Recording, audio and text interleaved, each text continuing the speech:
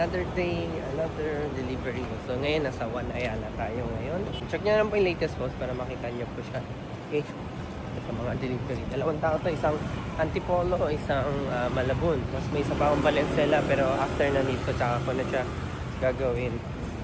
Yung isa, tapos na po yung isa eh. Ano ba yung isa kanina?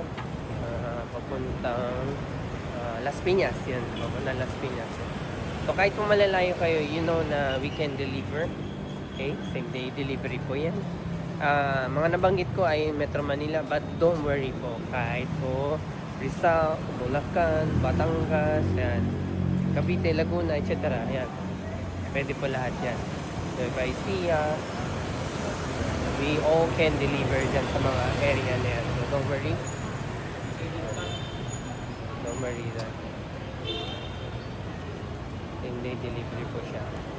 Just waiting for the Lalamove. Dito ang pick up ng Lalamove. Malayo kasi pag sa, I don't know, ay baka po may alam nyo saan ang better na One Ayala pick up. Just let me know. Okay?